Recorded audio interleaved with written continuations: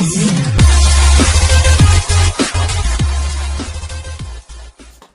very good morning to all of you, my dear students. Welcome back to your biology classes.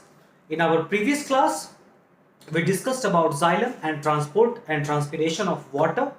Okay, and in this class, we are going to talk about the food part. How food is, which is prepared in the leaf, which we have already studied in our previous year with the help of that sunlight, chlorophyll, and water and carbon dioxide.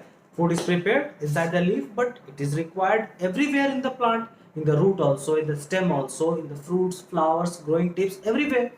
So the transfer of the change of location of the food from leaves, or we can also say the transfer of food from leaves to other parts of the plant, is called translocation of food.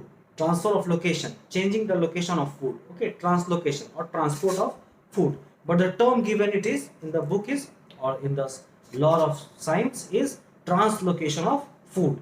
How it is done? We have already discussed this also, studied this also in our previous year, that there are two types of connective tissue in plants. First one is xylem, which is responsible for the conduction of water and minerals. Second one is phloem, which is responsible for the conduction of what? Food.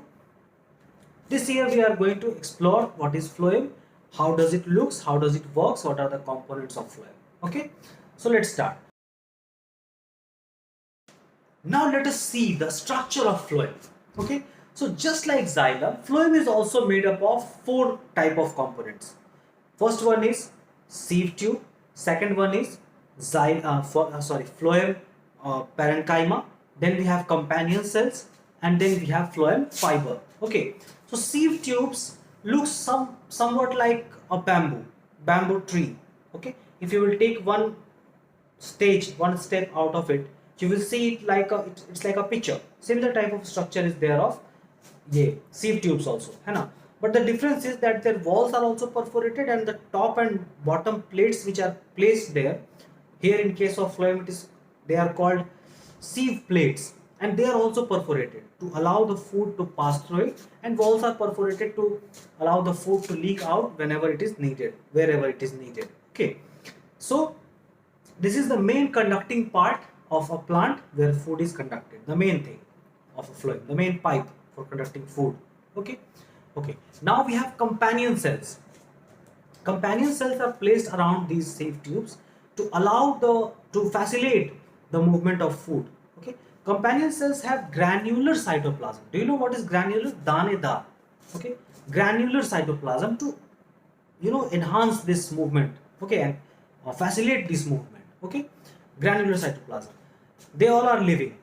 Xylem parenchyma is also living. Only xylem fibers are dead cells. Okay, phloem fibers are dead cells. Rest all the cells in phloem are living cells. Okay, so the third one is phloem parenchyma.